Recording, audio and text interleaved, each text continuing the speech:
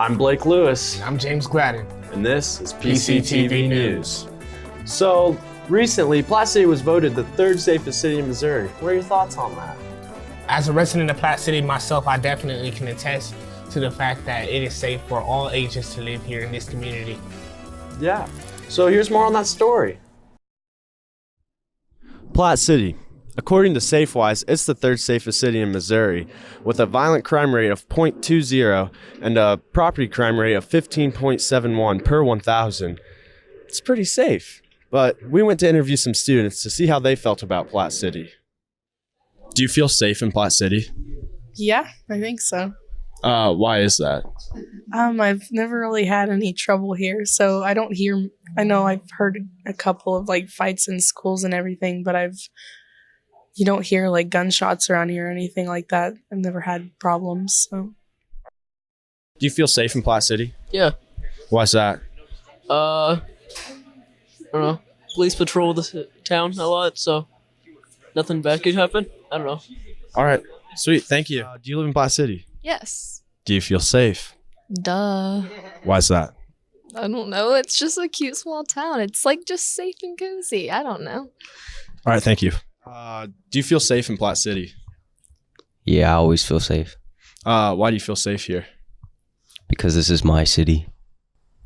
Then we talked to the mayor to see his thoughts.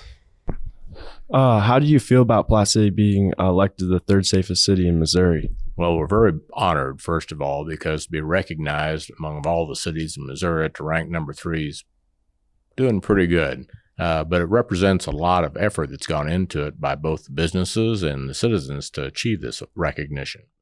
Our community policing program is probably number 1 in the state. I'm very proud of it. Our police department does a stellar job of making sure that citizens and businesses are involved in protecting and making sure that the interest of the safety remains a top priority. So there you have it. Apparently Platte City's pretty safe. So last week, girls golf did fantastic, and they won their whole conference. That's amazing. Who did they beat? Everybody in our conference. Everybody? So, yeah, here's more on that story.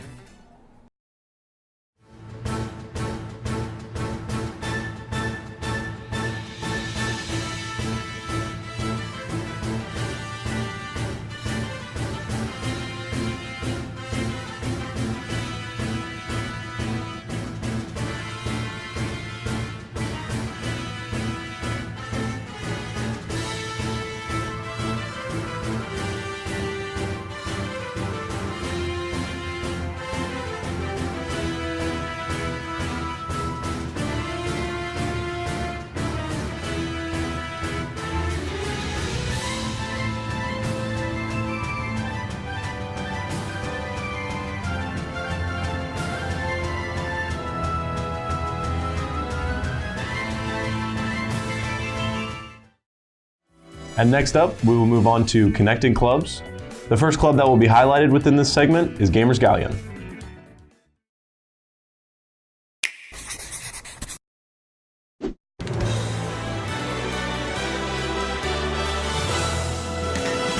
On this week's segment of Connecting with Clubs, we visited Gamers Galleon to get the inside scoop on the club's activities, conception, and future goals. We sat down with the club's teacher sponsor, Mr. Miscavige, and current president, Ethan Light, to ask them a few questions. I enjoy the community that we've gotten to create as a group of students and gamers.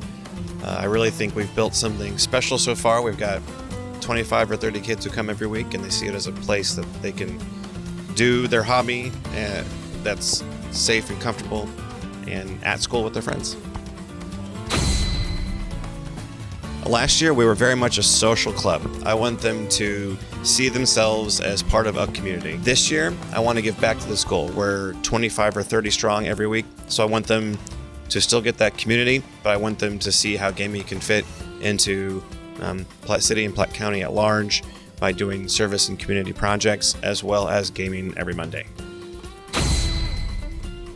But over at the elementary schools here in town, they have events that are father-daughter dance and mother-son dances. I'm a dad of 2 sons, so they don't have an event for me and my own kids. And so I thought Gamers Galleon could be the group to put on that event. We'd call it a guys' night out. We'd run it sometime in the spring where we'd raise money for Children's Mercy or another nonprofit that provides games to kids who need them. And we'd put on an event where fathers and sons or uncles or grandfathers can come in and game together, either on our systems or systems they bring. We'll have card games and board games. We'd like to bring in food trucks and gaming trucks, and huge trucks that roll in with 20 screens and couches and games ready to go. And we'd call it Guys Night Out and invite the entire community to come and participate. There is zero cost right now. And as far as I can tell, there will be zero cost in the future. If we ever do stuff that would require cost, that would just be an as-needed basis. So if we were going to go compete in a tournament somewhere and it had a tournament fee, there'd be that.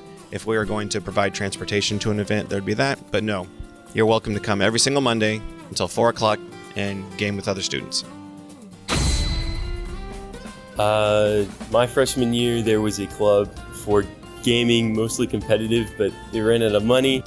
So last year when Miscavige came and opened a new game club, I thought this was my opportunity to try it again. And they don't need funding this time, so I decided I could be president of this thing. I could run this thing. So I decided to run for president. I got the spot, and I've been running game club ever since. It's a really fun place to be. We have a bunch of playing card games. We have people bring their consoles, Nintendo Switch, Super Smash Bros, all of the, mainstream games that everyone likes to play. I want to try and get us spread out. I want to try to get us on the newspaper, PCTV News, obviously, yearbook. I want to expand everything. We want to try and get 8th graders incoming as freshmen into the club. We want to start getting out merchandise, t-shirts, hoodies, stuff like that.